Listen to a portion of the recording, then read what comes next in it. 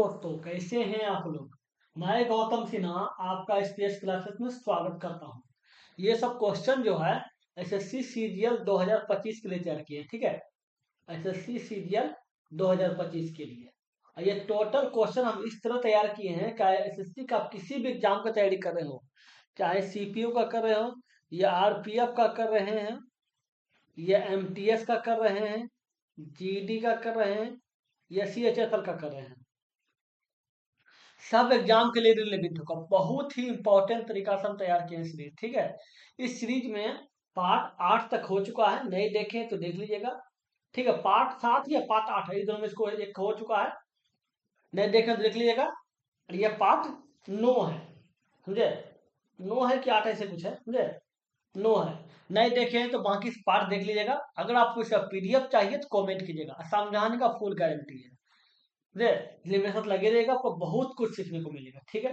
Question देखते हैं और चैप्टर वाइज भी स्टार्ट कर रहे हैं, समझे। जिसमें चैप्टर वाइज भी स्टार्ट किए हैं, जिसमें नंबर सिस्टम स्टार्ट किए हैं, समझे। नंबर सिस्टम का क्वेश्चन आप जाके देख लीजिएगा। आप मात्र मेरे साथ एक चैप्टर रहिए, एक चैप्टर के बाद बाकी चैप्टर आप खुद रहने लगेगा, आपको बोलना नहीं पड़ेगा, खुद रहने लगेगा। नंबर सिस्टम में हम 250 सवाल हम करवा रहे हैं, ठीक है। नो टोटल नंबर सिस्टम जो पार्ट वाइज होगा, जितना पार्ट बनेगा पटेगा बनेगा, समझे। पार्ट वाइज बनेगा, जिसमें फर्स्ट पार्ट अपलोड हो चुका है, नहीं देखें तो देख लीजिएगा। ये अब सेकेंड पार्ट बनेगा, अभी नहीं, समझे। तो हम दो पार्ट में वीडियो बना रहे हैं, एक मिक्स क्वेश्चन का प्रैक्टिस सेट, एक चैप्टर वाइज का प्रैक्टिस सेट। दोनों अगर आप देखते हैं तो कंटिन्यू रखिए कि आपको मैथ में सोचना नहीं पड़ेगा किसी भी कॉम्पिटिटिव एग्जाम के लिए, ठीक है। क्वेश्चन देखते हैं। क्वेश्चन क्या बोला है, एक त्रिभुज और एक समांतर चतुर्भुज समान आधार 28 सेंटीमीटर पर निर्मित है, ठीक है। और दोनों का क्षेत्रफल समान है, ठीक है। यदि समांतर चतुर्भुज की ऊंचाई 12 सेंटीमीटर है तो त्रिभुज की ऊंचाई क्या होगी। तो दो त्रिभुज, एक समांतर चतुर्भुज है, ठीक है, एक त्रिभुज है, ठीक है। अब देखिए, अगर देखा जाए तो एक त्रिभुज है तो एक त्रिभुज बोलते हैं, एक त्रिभुज हो गया, ठीक है। तो एक समांतर चतुर्भुज बोल रहा है, ठीक है। समांतर चतुर्भुज मान लेते हैं, इसको ले लीजिए, ठीक। अब देखिए, ले लिए समांतर चतुर्भुज। अब देखा जाए समांतर चतुर्भुज में लंबाई इसका जो क्षेत्रफल होता है, एक होता है आधार गुना ऊंचाई, ठीक है। इसका क्षेत्रफल होता है आधार गुना, ठीक है। समांतर चतुर्भुज क्षेत्रफल होता है वो आधार गुना ऊंचाई होता है। इसको जरा बड़ा कर लेते हैं, ठीक है। आधार गुना ऊंचाई, ठीक है।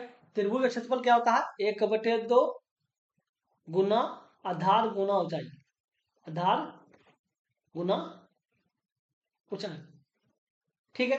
अब इसमें बोल रहा है कि दोनों का क्षेत्रफल जो है बराबर है, ठीक है, बराबर कर देते हैं। तो अब बोल रहा है कि दोनों का क्षेत्रफल बराबर है, इसका ऊंचाई जो 12 सेंटीमीटर है और इसका आधार 28 सेंटीमीटर है। क्या होना, एक त्रिभुज है, एक समांतर त्रिभुज का समान आधार, मतलब जितना आधार है दोनों का समान आधार 28 सेंटीमीटर है। मतलब ये 28 सेंटीमीटर आधार है इसका, ठीक है। इसका जो आधार है ये भी 28 सेंटीमीटर है,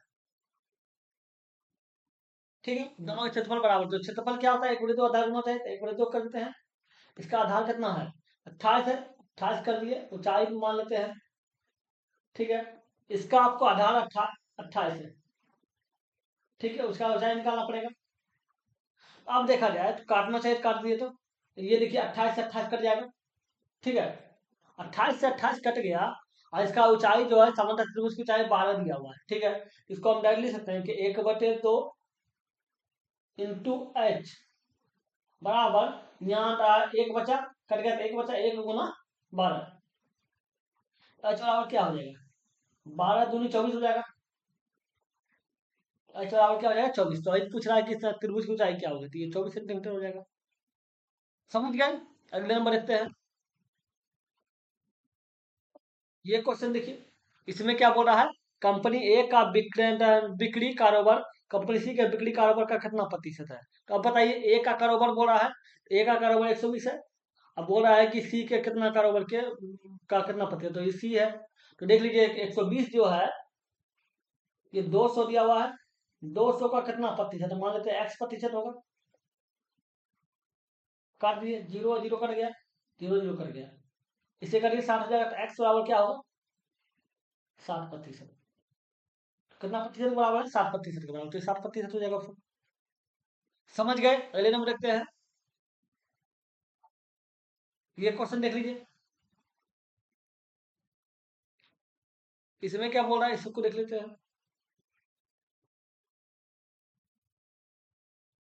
देखिए इसमें क्या बोला है, लिखिए विकल्प चुने, ठीक है, समांतर आरोही क्रम में लिखिए उस संख्या को। आरोही क्रम मतलब बढ़ते हुए क्रम में लिखिए। तो देख लीजिए 4/5 है, एक लिख लेते हैं 4/5 हो गया, फिर 2/3, 1/11, फिर 2/9, एक ये हो गया। दूसरा लिख लेते हैं 1/11, 2/9, ठीक है, 2/3 और 4/5। आप देख लीजिए ये सिंपल संख्या में है, तो उतना सोचिए मत, भाग दे दीजिए। तो भाग दिया तो 40 हो जाएगा, तो 8/40, 0.8 हो जाएगा, ठीक है। इसको भाग दे दीजिए, मतलब पॉइंट दे दीजिए, तो पॉइंट दिए 20 हो जाएगा, पॉइंट 6 बार में 18 हो जाएगा, 6 बार में 18 हो जाएगा, फिर 20 बच जाएगा, तो 0.66 हो जाएगा। तो ये लिख देते हैं 0.66, 0.66, ठीक है। अब देखिए ये पॉइंट ये 10 हो जाएगा, इसको पॉइंट देंगे तो 10 हो जाएगा, तो नहीं कटेगा, फिर एक जीरो दे दीजिए, तो 100 हो जाएगा, तो 11 को 99 लगा दीजिए, ये आ गया। पॉइंट दिए तो 20 हो जाएगा, अब 20 हो जाएगा तो 9 दिन 18 खाएगा, 18 हो गया, 2 बन गया, फिर 20 हो जाएगा, तो 22 हो जाएगा, इतना आ गया, ठीक है।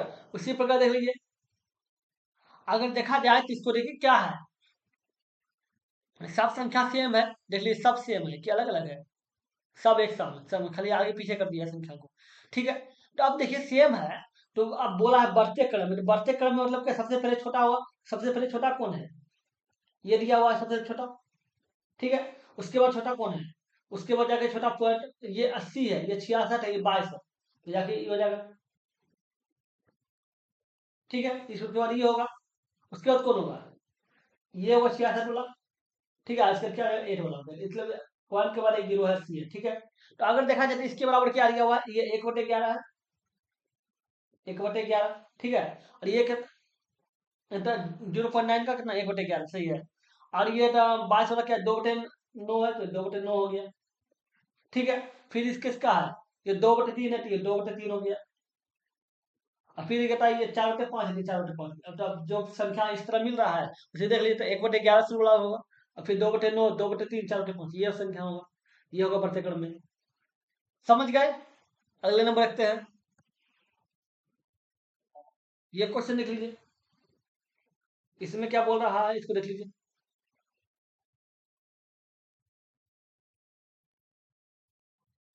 इसको देखिए, इसमें बोला एक वृत्त की जीवा का 24 सेंटीमीटर है, ठीक है। केंद्र और जीवा के बीच की लंबवत दूरी 5 सेंटीमीटर, तो वृत्त की त्रिज्या निकालें। तो एक वृत्त बनाया है, तो एक वृत्त बनाते हैं, एक वृत्त बन गया, ठीक है, एक वृत्त बन गया। अब क्या बोला है, वृत्त की जीवा की लंबाई 24 सेंटीमीटर, ठीक है। एक जीवा देते हैं, इसका मान लीजिए ये केंद्र है, ठीक है, ये जीवा हो गया 24 सेंटीमीटर, ठीक है।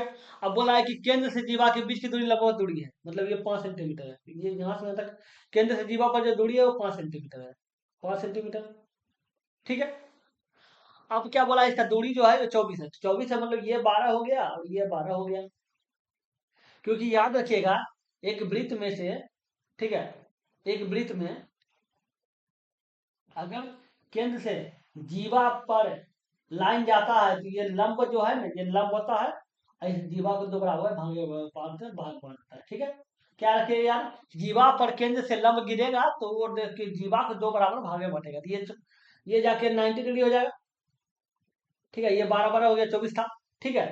तो एक लाइन इधर से खींच दीजिए, ठीक है। तो ये देखिए सबको त्रिभुज बन गया, समकोण त्रिभुज बन गया, तो जब ये 12 हो गया, ये 5 हो गया, तो इसको आप एच मानिए, ठीक है। एच बराबर क्या होगा, एच बराबर होता है √12 का स्क्वायर और प्लस 5 का स्क्वायर, 12 का स्क्वायर 44 हो गया, अब 5 का स्क्वायर 25 हो गया, टोटल मिला के 169 हो गया। 169 जो होता है वो 13 का होता है, तो ये 13 लिख दिया, तो h बराबर 13 आ गया। अब पूछ क्या रहा है कि जीवा त्रिज्या निकालो, त्रिज्या, ये त्रिज्या तो ही है, जब ये इसका केंद्र है, ये इसका केंद्र है, तो ये इसका त्रिज्या तो है, त्रिज्या बराबर 13 हो जाएगा, तो ये 13 आएगा। समझ गए? अगले नंबर देखते हैं। ये क्वेश्चन देखिए, इसमें क्या बोल रहा है, इसको देख लीजिए।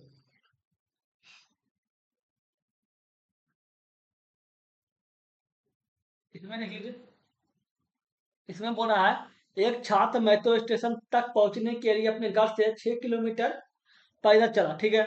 फिर वो मेट्रो में सवार हुआ, ठीक है, जिनकी औसत साल चाल जो है 60 किलोमीटर पर आवर है, ठीक है। और गंतव्य पर पहुंच गया, ठीक है, मतलब आप जिस स्थान पर जाना था वहां पहुंच गया, ठीक है। पूरी यात्रा के लिए उसे 3 घंटे का समय लगा, 3 घंटे का समय लगा। यदि पूरी यात्रा की औसत चाल 32 किलोमीटर पर आवर है, तो चलने की गति क्या है? तो समझिए बात को। जब वो 6 किलोमीटर चला मेट्रो तक पहुंचने के लिए, फिर मेट्रो में सवार हुआ और 30 किलोमीटर पर आवर की गति से अपने स्थान पर पहुंच गया, ठीक है। इस पूरी यात्रा में तो 3 घंटा लगा। अब बोल रहा है यदि पूरी यात्रा की चाल जो है, पूरी यात्रा की औसत चाल 32 किलोमीटर है पर आवर है, चलने की गति क्या है? तो पहले दूरी निकाल लीजिए, तो दूरी निकालते हैं। दूरी बराबर क्या होगा? दूरी होता है चाल गुना समय, ठीक है। तो चाल कितना था पूरी यात्रा के लिए? 32 किलोमीटर पर आवर, तो 32 हो गया। और समय कितना है? तो 3 घंटा लगा था, 3 हो गया। 32 तिया 96 हो जाएगा, 96 किलोमीटर। 96 किलोमीटर हुआ। 96 किलोमीटर में 6 किलोमीटर जो है वो पैदल चला था, ठीक है। तो 96 में 6 अगर घटा दीजिएगा, तो ये 90 किलोमीटर मेट्रो से लगा होगा। 90 किलोमीटर जो गया होगा मेट्रो से गया होगा, ठीक है। मेट्रो से चला है, तो मेट्रो से, ठीक है,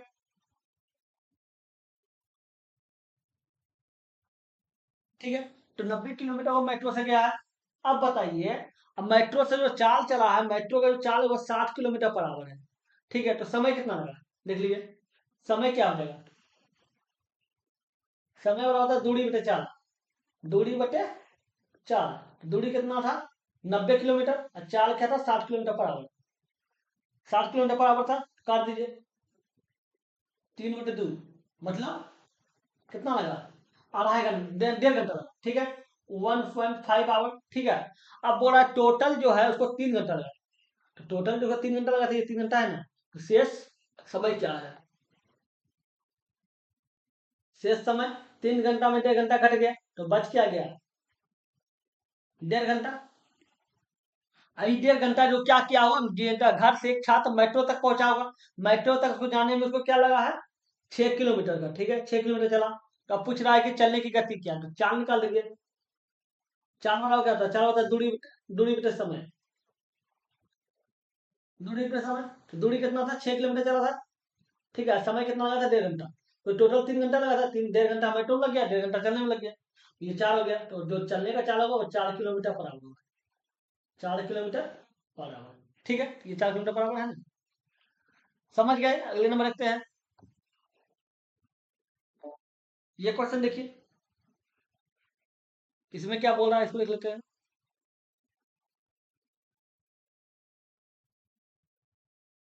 इसको देखिए, इसमें बोल रहा है ए बी सी मिलकर किसी काम को 10 दिन में पूरा कर सकते हैं, ठीक है। जिसमें बी जो है ए और सी को मिलाकर उस काम को करने में लगने वाले समय का 3 गुना समय लेता है। मतलब बी जो है ए और सी को मिलने वाले समय से 3 गुना लेता है, ठीक है। बी अकेला उस काम को कितना दिन में करेगा? तो समझिए बात को। इसमें क्या बोला? बी जो है ए और सी को मिलने वाले को मिलाकर उस काम करने वाले समय का 3 गुना, ठीक है। तो मान लेते हैं ए और सी को जो समय लगा है, वो समय को लगा हो, वो एक्स दिन लगा होगा, ठीक है। तो एक्स दिन जब ए और सी को लगा तो बी को जो लगा होगा वो क्या लगा? 3 गुना बोल रहा है, 3x लगा, 3x दिन, ठीक है। तो अब देखा जाए तो 1/x जाएगा प्लस 1/3x जाएगा, ए बी सी का काम निकल गया, ठीक है। अब वो क्या बोल रहा है? ए और बी सी को तीनों मिलाकर उसको 10 दिन, 10 घंटा लगाता है, 10 दिन लगाता है। तो ये 10 दिन लगाता है, तो ये अब बताइए, ये 10 दिन लगाता है, 1/10 होगा। 1/10 क्यों कर रहे हैं, समझ रहे हैं? तो समझिए बात को। जब एक दिन का एक दिन का काम निकाल रहे हैं, मतलब कहने का मतलब टोटल काम अगर कोई इंसान 10 दिन में करता है कोई काम को, तो एक दिन में कितना करेगा? एक दिन में अगर कोई इंसान टोटल काम को, समझिए बात को, टोटल काम को 10 दिन में करता है, 10 दिन में, ठीक है। तो एक दिन में कितना करेगा? एक दिन में 1/10, 10 का पहला भाग, एक दिन में पहला भाग करेगा। उसी प्रकार ए और सी मिलकर टोटल काम को x दिन में करता है, तो एक दिन में कितना करेगा, 1/x, मतलब x का पहला भाग। ठीक है। उसी प्रकार बी जो टोटल काम को 3x दिन में करता है, तो एक दिन में कितना करेगा, 1/3x। उसी प्रकार हम दिए कि ये हो गया बी प्लस सी, मतलब ए और सी हो गया प्लस बी हो गया, तो टोटल मिला के ए बी सी हो गया। बराबर 10 दिया हो तो इसको निकाल दीजिए एलसीएम करके। समझ गया, 3x हो जाएगा। तो ये एक्स एक्स कट गया, 3 बच गया, तो 3 लिख दीजिए, प्लस हो गया। ये 3x कट गया तो 1 बच गया, बराबर 1/10 हो गया। अब देख लीजिए 3x बराबर क्या ना हो जाएगा, 10 और 40, 10 40 हो जाएगा। ठीक है। एक्स बराबर क्या हो जाएगा, एक्स बराबर 40, 40/3 हो जाएगा। एक्स बराबर 40/3 हो जाएगा। और क्या बोल रहा है कि बी अकेला उस काम को कितना देर पड़ेगा, तो बी के लिए समय कितना है, बी के लिए समय 3x है। ठीक है, तो 3 हो गया। एक्स का वैल्यू कितना है, 40/3, 40/3 हो गया। तो ये 3 3 काट दिया, तो ये 40 दिन मिलेगा। तो बी जो है अकेला उस काम को कितना दिन में करेगा, 40 दिन में करेगा। तो 40 दिन ऑप्शन है ना। अगले नंबर रखते हैं, ये क्वेश्चन देखिए।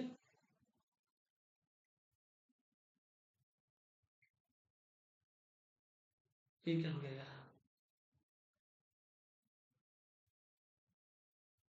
ये क्या हो रहा है? हाँ, देखिए इसको, इसमें क्या बोल रहा है, इसको देख लीजिए। ये बोला एक बच्चे ने 10 रुपए की राशि अपने दोस्त को 1 रुपए की 11 मासिक किस्तों में लौटाने के लिए उधार दी। ठीक है। तो यदि साधारण ब्याज है तो ब्याज की दर क्या है, तो समझिए बात को। एक इंसान जो है 10 रुपया का राशि जो है एक दोस्त को दिया है। ठीक है। और उसको बोलता है कि हर महीने जो है 1 रुपये की रुपया देना है, हर महीना 1 रुपया देना है 11 महीने तक। ठीक है। और उसके बाद बोल रहा है कि उसको ब्याज कितना रुपया, मतलब ब्याज का दर क्या होगा। तो समझिए बात को। तो जो राशि होगा, मूलधन जो होगा, टोटल मूलधन कितना है, मूलधन 10 रुपया है। ठीक है। मूलधन 10 रुपया है। तो अब बताइए, एक महीना में 1 रुपया, एक महीना में 1 रुपया। ठीक है। तो टोटल 11 महीना में कितना होगा, 11 महीना में 11 रुपया। ठीक है, 11 रुपया। तो बताइए कि ब्याज कितना रुपया आया, जो ब्याज आएगा वो कितना रुपया आया, 1 रुपया। ब्याज 1 रुपया ही आया। इसका मतलब समझिए बात को, टोटल राशि पे ब्याज कितना रुपया आया, मतलब टोटल मूलधन 1 रुपया था, एक महीना में उसको 1 रुपया देना था, हर महीना करके उसको 11 किस्त, मतलब 11 महीना में 11 रुपया देना था। ठीक है। तो 11 रुपया हो गया। अब समझिए बात को कि किस्त लेगा कैसे, ब्याज लेगा कैसे, जब 10 रुपया था। ठीक है। 1 रुपया दे दिया, 1 रुपया दे दिया तो 9 रुपया, अब 9 रुपया ब्याज लेगा। ठीक है। जब 9 रुपया बचा तो अगला महीना 1 रुपया दे दिया, फिर 8 रुपया पे ब्याज लेगा। ठीक है। फिर 8 रुपया जब दे दिया, फिर 8 रुपया था, फिर अगला महीना 1 रुपया दे दिया, फिर 7 रुपया का ब्याज लेगा। फिर 7 रुपया में था तो 1 रुपया अगला महीना दे दिया, तो 6 रुपया ब्याज होगा। तो इस तरह चलते चल जाएगा। दे, तो कब तक, जब तक 1 रुपया पड़ जाएगा, ये 4 हो जाएगा। फिर 3 रुपया हो गया, फिर 2 रुपया हो गया, फिर 1 रुपया हो गया, मतलब 1 रुपया इतना रुपया ब्याज लेगा, इतना रुपया ब्याज लेगा। तो टोटल ब्याज कितना हो जाएगा, लिख लीजिए। इतना रुपया ब्याज, तो ये राशि कितना हो गया, आपको ये मूलधन तरीका से निकालिए, जैसे आपको मतलब कहा है मूलधन, सॉरी सॉरी, गिनती तरीका से आपको पता होगा लगातार संख्याओं का योग जो होता है वो होता है n × n+1/2, होता है ना। तो एक n कितना है, 10 संख्या तक है तो 10 हो गया, और n+1 मतलब 11 हो गया, और 2 हो गया। तो ये हो गया 55, 5 हो गया, तो 11×5 = 55 हो गया। समझ गए। तो आप बताइए, तो आप ये देखिए, तो आप समझ गए ना कि कैसे ब्याज दिया। 10 रुपया जब था तो 1 रुपया अगला महीना दिया था, फिर 9 रुपया पे ब्याज लेगा, कि जितना बचा सिर्फ ना ब्याज लेगा। फिर 8 रुपया, 8 रुपया हो गया, 9 रुपया से 8 रुपया हो गया, 8 रुपया फिर अगला महीना 1 रुपया दिया तो 1 रुपया पे फिर 7 रुपया ब्याज लेगा। इसी तरह ब्याज में 55 रुपया ब्याज लेगा। ठीक है। 55 रुपया ब्याज लेगा। तो आप बताइए, तो आपको ब्याज बड़ा होता कितना है, ब्याज होता कितना, ब्याज होता मूलधन, मूलधन गुना समय गुना दर बटे 100। ठीक है। अब बताइए, एक महीना की बात कर रहा है। ठीक है। एक तो ब्याज जो लिया वो ब्याज कितना लिया, लेगा 1 रुपया। ठीक है। कितना पे? 55 पे। एक महीना का बात कर रहा है, एक महीना निकाला, ठीक है। 1/12 हो जाएगा, इंटू आर हो जाएगा, अब बटे 100 हो जाएगा। समझ गया? अब जो काटना से काटिए, कितना? 11, 11 × 55 हो जाएगा, ये 20 हो जाएगा। ठीक है, अब काटना से काटिए तो ये कितना हो जाएगा, देखिए तो ये हो जाएगा कि 11 आर, ठीक है। 11 और आर बराबर कितना हो जाएगा? 240 हो जाएगा। ठीक है, आर बराबर कितना हो जाएगा? 240/11, तो कितना हो जाएगा? 11, 11 11 दूनी 22 हो गया, फिर दो बच गया, फिर 20 दो बच गया, फिर जाके 20 हो गया। ठीक है, एक बार में 11 हो गया, तो बच जाएगा 9, तो 9 पति लगेगा, 11 जाएगा, तो 21.9/11 है, 21.9/11 है ना। सॉरी सॉरी सॉरी सॉरी, ये देखिए, सॉरी सॉरी, ये देखिए 21.9/11 है ना, ये इतना प्रतिशत हो जाएगा, तो 11 का 10 जो होगा 9% होगा। समझ गए? अगले नंबर देखते हैं। दो संख्याओं का योग 680 है, ठीक है। यदि बड़ी संख्या में 15% की कमी की जाती है और छोटी संख्या में 15% की वृद्धि की जाती है, ठीक है, तो परिणामी संख्या निकालें। परिणामी संख्या बराबर होती है, तो बड़ा छोटी संख्या निकालें। ठीक है, तो समझिए, मान लेते हैं बड़ी संख्या x होगा, मानना है कि बड़ी संख्या x है, ठीक है, और छोटी संख्या जो है वो y है, इतना तो मान ही सकते हैं। ठीक है, अब छोटी बड़ी संख्या x है, तो ये x हो गया, एक्स का में बड़ी संख्या 15% का कमी बोला, 15% का कमी का मतलब 85/100 हो गया। ठीक है, अब बड़ी संख्या y है, y में क्या बना? 15% की वृद्धि, 15% की वृद्धि का मतलब 115/100 हो गया, तो जो काटना चाहिए काट दीजिए, 0 0 कट गया, मतलब 100 कट गया, ये जाके 17 हो जाएगा, ये आपका 23 हो जाएगा। ठीक है, छोटे y क्या हो जाएगा? ये 23 हो जाएगा, नीचे 17 आ जाएगा। ठीक है, इतना आ गया। आप बताइए, इसमें पता चल गया कि आप बड़ी संख्या जो है 27 है और छोटी संख्या जो है वो 17 है। ठीक है, तो आप बताइए दोनों का योग करना है, दोनों का योग आपका जाके 40 हो गया। ठीक है, आपको चाहिए क्या? छोटी संख्या, छोटी संख्या चाहिए, तो छोटी संख्या है कितना? 17, 17 लिख देंगे, 17/40, और कितने? 680 में से, तो 680 में से देख लीजिए, ये 0 0 कर गया, 17 चौके 68, तो 17 कट जाएगा, 17 × 70 289 हो जाएगा, छोटी संख्या जो होगा वो 289 होगा। 289 ऑप्शन है, ये गलती है, यहाँ 289 होगा। ठीक है, 289 होगा। समझ गए? अगले नंबर देखते हैं। ये क्वेश्चन देखिए, इसमें क्या बोल रहा है, इसको देख लेते हैं, इसको देखिए। इसमें बोल रहा है कि a - b बराबर दिया हुआ 8, ठीक है, a b बराबर 9, तो a + b का मान निकालें। तो एक सूत्र होता है a + b का होल स्क्वायर, ठीक है, अब माइनस a - b का होल स्क्वायर, ये होगा, अब बराबर होता है 4ab। तो बैठा दीजिए, a + b निकालना है आपको, a + b निकाल दीजिएगा, ऑप्शन। ठीक है, a - b का होल स्क्वायर कितना है? 8 है, तो 8 स्क्वायर की 64 हो जाएगा, 4 हो गया। अब देखिए a + b का वैल्यू कितना? 9 हो गया। ठीक है, तो a + b का होल स्क्वायर बराबर कितना हो जाएगा? ये माइनस में इधर जाएगा, प्लस हो जाएगा, तो ये कितना? 936 हो गया, 36 प्लस 64, 36 और 64 100 हो गया। ठीक है, तो a + b बराबर कितना हो जाएगा? ये जो स्क्वायर है इधर आ जाएगा, तो रूट आ जाएगा, ये निकलेगा +- x निकलेगा, +- 10 निकलेगा, क्योंकि ये रूट के अंदर है, अगर 100 का निकलेगा 10, तो ये +- होगा। ठीक है, ये देखिए 10। समझ गए? आपको ए बी का मान चाहिए। अगले नंबर देखते हैं, ये क्वेश्चन देखिए, इसमें देखिए क्या बोला गया है, इसको देख लेते हैं, इसको देखिए, इसमें बोला गया है कि ध्यान दीजिएगा, एक वृत्त के गुणों के अर्थ में गलत का कथन करें, गलत जो है वो बताइए। ठीक है, पूछा, एक वृत्त के व्यास के अंत में, एक वृत्त के व्यास के अंत में खींची गई दो स्पर्श रेखाएं समांतर होती है। सही बात है, समांतर होता है। समझिए बात को, एक वृत्त का जो व्यास के अंत में खींची गई दो स्पर्श रेखाएं समांतर होती है, इसका मतलब है एक वृत्त बना दिए, ठीक है। और उसके अंत में जो एक लाइन खींचा गया, ऐसे लाइन खींचा गया, ये अरे क्या हो रहा है, देखिए ये जो लाइन ऐसे खींचा जाएगा ऐसे, ठीक है, ऐसे, ये समांतर होता है, हाँ समांतर होता है, ठीक है। एक लाइन ये वाला बोला गया। दूसरा क्या बोला है, किसी वृत्त, किसी जीवा पर खींची गई, किसी जीवा पर लंब खींची गई त्रिज्या को खींची गई त्रिज्या जीवा को समद्विभाजित करती है। किसी जीवा पर लंब खींची गई त्रिज्या जीवा को दो समद्विभाजित करती है, सही बात है, समद्विभाजित करती है। तो समझिए बात को, इसमें क्या बोला है, इसमें बोल रहा है, एक वृत्त समझते हैं, इसमें बोल रहा है कि एक केंद्र से जीवा पर, केंद्र से जीवा पे जो लंब गिरता गिरता है, वो जीवा को दो बराबर भाग में बांट देता है, हाँ बराबर भाग में बांट देता है, सही बात बोल रहा है। ये दूसरा वाला पार्ट बोल रहा है, ये पहला वाला पार्ट बोल रहा है, ये दूसरा पार्ट बोल रहा है, बी बराबर, ठीक है, ये भी सही है, ठीक है। अब क्या बोला तीसरा, एक वृत्त का व्यास वृत्त की सबसे लंबी जीवा होती है। वृत्त का जो व्यास है, तो वृत्त का व्यास वृत्त की सबसे लंबी जीवा होती है, एकदम सही बात है।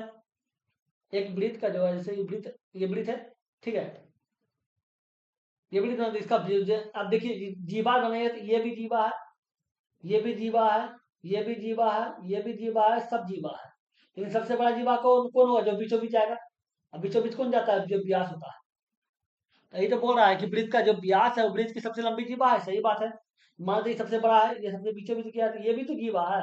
जो सबसे लंबा हो कौन होगा, वृत्त का व्यास ही होगा, जो बीचों बीच गया है, ये व्यास होगा, ये सही है। ये तीसरा भी सही है।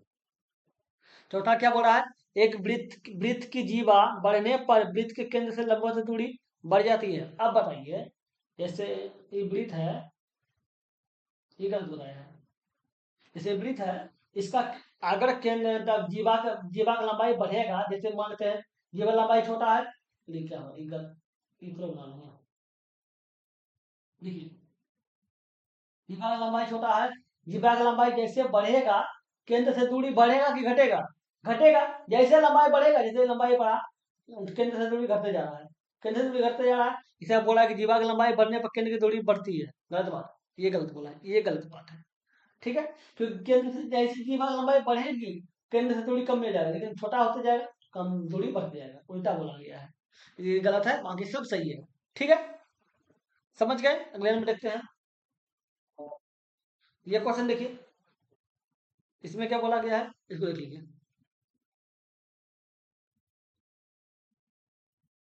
रुपए के जूसर मिक्सर मशीन पर 20% की छूट मिलती है, ठीक है।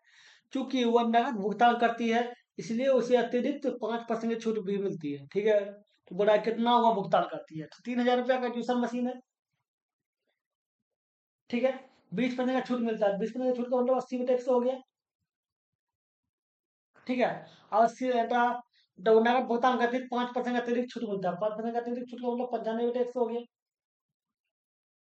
तो कर दिए 20 180, 20 5 100, ठीक है। 19 5 95, 20 5 100,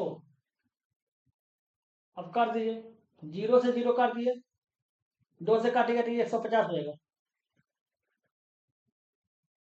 ठीक है। 5 से काटे, 5 15 हो जाएगा, कितना हो गया, तो 9 4 12 हो गया, 12 का मतलब 120 हो गया, 120 गुना 19, 100 120 गुना 19, तो 19 गुना 12 कर दीजिए,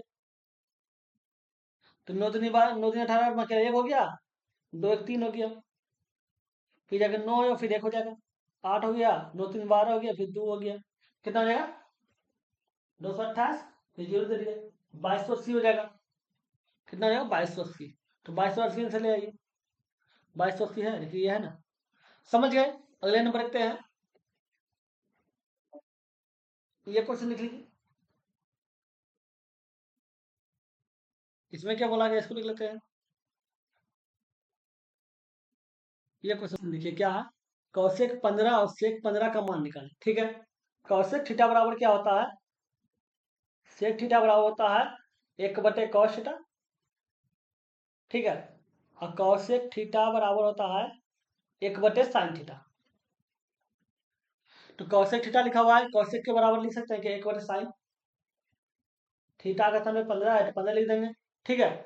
फिर कॉस क्या था, कॉस सेक के स्थान पर कॉस ले देंगे तो साइन 15 हो जाएगा, इनटू 1 बटे कॉस 15। ठीक है। साइन 15 का मान होता है √3 - 1/2 √2। ठीक है। और कहता है देखा जाए तो इसका मान क्या होता है, इसका मान होता है √3 + 1/2 √2। ठीक है। अब बटे में है तो ऊपर चल जाएगा, ऊपर चल जाएगा 2 √2 ऊपर चल जाएगा, और नीचे कितना रहेगा, √3 - 1 हो जाएगा, और गुना ये 2 √2 ऊपर चल जाएगा, नीचे हो जाएगा √3 + 1 हो जाएगा। एक सूत्र होता है a + b, a - b बराबर a² - b²। ठीक है। ये देखिए, इसका स्क्वायर किया तो 2 का स्क्वायर 2 × 4 हो जाएगा, और 2 √2 हो जाएगा। ठीक है। और इसका हो जाएगा √3 - 1 का मतलब √3 का स्क्वायर और -1 का स्क्वायर, मतलब 1 ही होगा, तो क्या होगा 8 हो जाएगा। और ये 3 में से 1 गैर कितना 2 हो जाएगा, तो काट दीजिए, 4 हो जाएगा, तो इसका आंसर 4 हो जाएगा। 4 है ऑप्शन, है ना। अगले नंबर रखते हैं। ये क्वेश्चन देखिए, इसमें क्या बोला गया है, इसको देख लीजिए चार्ट को। इस चार्ट में बोला गया है कि डाटा दिया हुआ है। अब बोला है कि इसमें 6 कंपनी का उत्पादन दिया हुआ है, ठीक है, 6 कारखाना का उत्पादन इतना दिया हुआ 15,000। ठीक है। अब बोल रहा है इस उत्पादन को 6 कंपनी के पत्ता पत्ती जो 6,000 15,000 रुपया है ना, उसको प्रतिशत रूप में दर्शाया गया, 6 कंपनी के कुल उत्पादन को प्रतिशत रूप में दर्शाया गया। ठीक है। तो बोल रहा है कि J2 J2 फेटा J2 जो है वो फैक्ट्री F1 F4 के उत्पादन के बीच का अंतर निकाले। ठीक है। तो बोला F1 और F4 के उत्पादन के बीच का अंतर,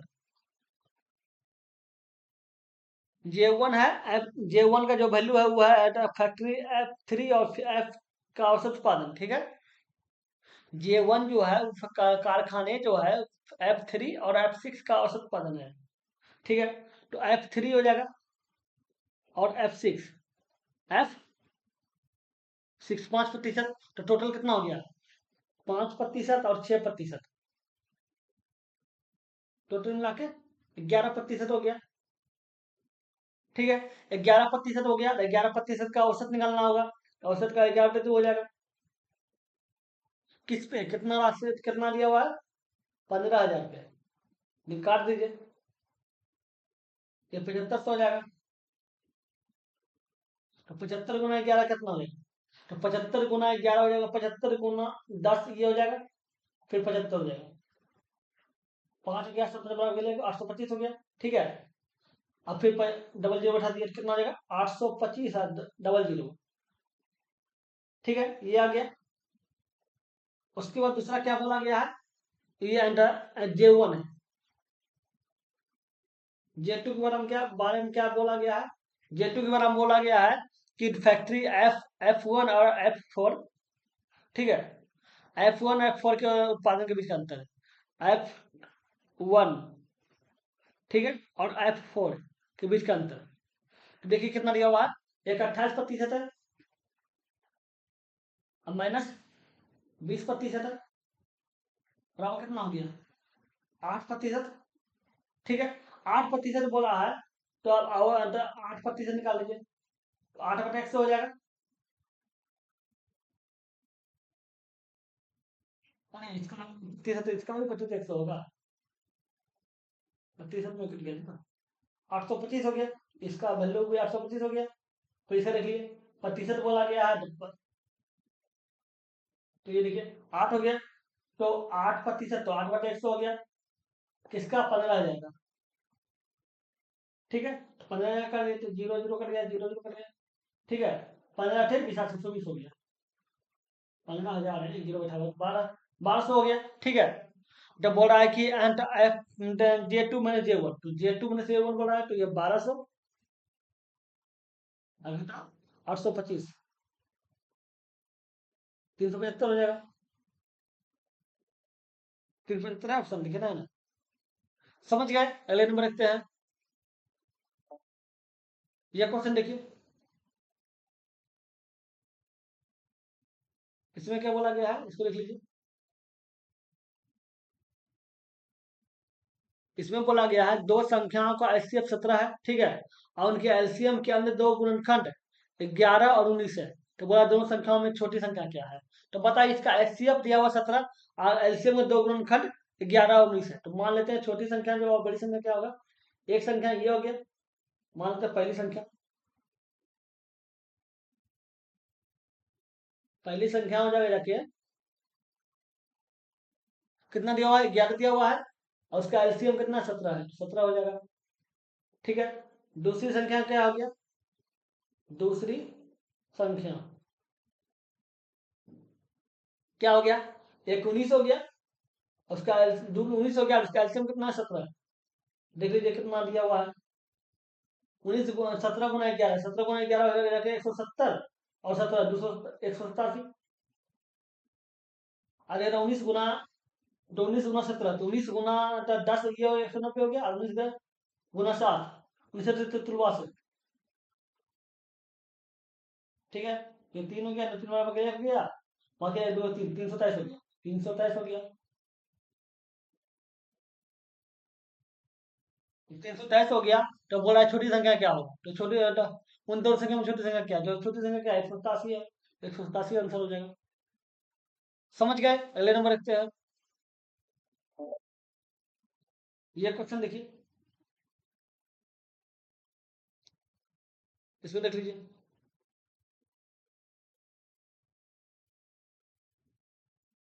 इसमें क्या बोला है, कॉस बटे 1 - 10 और साइन बटे 1 - कॉट। तो देख लीजिए, कॉस लिखा हो कॉस थीटा हो गया, ए को थीटा समझ लीजिएगा, ठीक है, क्योंकि एक आदत हो गया थीटा लिखने, थीटा लिखाएगा, ठीक है। 1 - साइन थीटा बराबर क्या होगा, साइन बटे 10 थीटा बराबर क्या होता है, साइन बटे कॉस्टा, साइन बटे कॉस्टा प्लस साइन थीटा हो गया, नीचे क्या हो जाएगा 1 - कॉट का वैल्यू होता है कॉस बटे साइन, तो कॉस्टा बटे साइन थीटा हो जाएगा, ठीक है। अब देखिए, अब कॉस्टा है, नीचे क्या हो जाएगा कॉस थीटा, ये हो जाएगा cos theta minus sine theta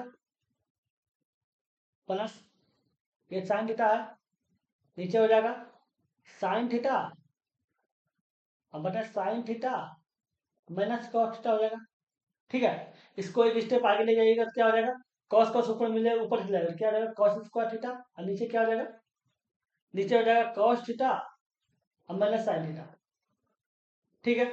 अब देखिए ऊपर इसको देख लीजिए, ये हो जाएगा प्लस साइन ऊपर चला जाएगा तो साइन क्या हो जाएगा साइन स्क्वायर थीटा बटे हो जाएगा साइन थीटा और माइनस कॉस थीटा। अब इसको इक्वल कर दीजिए एक समान करके, कॉस स्क्वायर थीटा बटे क्या हो जाएगा cos theta minus sine theta, यहाँ प्लस है इसको माइनस कर दीजिए, क्या हो जाएगा साइन स्क्वायर थीटा, और नीचे साइन जो साइन है उसको और बदल जाएगा, उल्टा हो जाएगा, जो माइनस है वो प्लस में बदल जाएगा, जो प्लस है वो माइनस में बदल जाएगा, इसलिए माइनस कर दिया, ठीक है। अब नीचे वाला इक्वेशन में लिखे एक समान दिख रहा है, इस समान दिख रहा है तो ऊपर एलसीएम लीजिए क्या हो जाएगा कॉस थीटा, तो एलसीएम लीजिए क्या है cos theta minus sine theta हो जाएगा, cos theta minus sine theta, ठीक है। तो ये देखिए cos square theta minus sine square theta हो जाएगा। आपको एक सूत्र पता होगा A plus B M S B का सूत्र, A plus B M S B बराबर क्या होता है A square minus B square, क्या लिखा हुआ है कॉस मतलब कॉस माइनस साइन, तो क्या लिखा है cos theta plus sine theta, और एक हो जाएगा cos theta minus sine theta,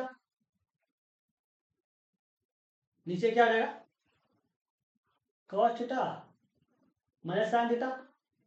अभी देखिए एक समान क्या देख रहा है, ये दोनों कट जाएगा, बच क्या जाएगा, बच जाएगा cos theta plus sine theta, ये समझ जाएगा cos theta plus sine theta है, ये देखिए साइन प्लस कॉस, समझ गए।